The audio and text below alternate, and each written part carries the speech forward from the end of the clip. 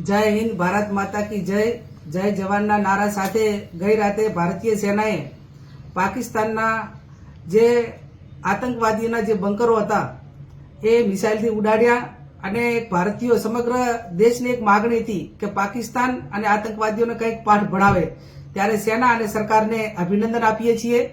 પૂરો દેશ વિપક્ષ હોય, આમ ભારતીય હોય, સરકાર અને સેનાની સાથે છે। ત્યારે ભારતના કોઈ પણ નાગરિકની સુરક્ષા એ કરવા માટેની જવાબદારી એ સેનાની હોય છે અને સેના એ રીતે જવાબદારી સંભાળી રહી છે। ત્યારે રાજ્ય સરકારના બજેટ હોય કે કેન્દ્ર સરકારના બજેટ હોય, એ ડિફેન્સ માટે કરોડો અબજોના બજેટ એ દેશની સંપત્તિ અને દેશના નાગરિકોની સુરક્ષા માટે કરીને ફાળવણી કરવામાં આવે છે।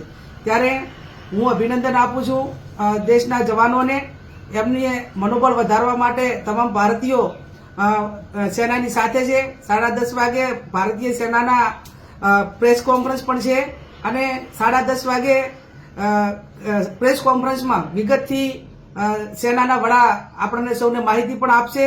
12 વાગે જિલ્લા કલેક્ટરે ઇન્ટરનેશનલ બોર્ડર જિલ્લો હોવાથી જિલ્લાના કલેક્ટરે પણ મીટિંગ બોલાવી છે। ત્યારે આપણે સૌ ભારતીય એક થઈને આજે દેશ જ્યારે માગણી કરી રહ્યો હતો અને દેશના કોઈ પણ એક નાગરિકની સુરક્ષા માટે કરીને જ્યારે આપણે એક નૈતિક જવાબદારી સ્વીકારી છે અને વર્ષો પહેલા પણ કાયમી પાકિસ્તાને જ્યારે ભારતને અવળચંડાઈ કરીને એના નાગરિકો હોય કે એની આર્મી હોય એને નુકસાન કરવા માટેના પ્રયત્નો કર્યા, ત્યારે ભારતીય સેના હોય કે ભારત દેશના લોકો હોય કે ભારતનું પ્રશાસન હોય, સરકાર હોય, એ ક્યારેય ચૂપ રહી નથી।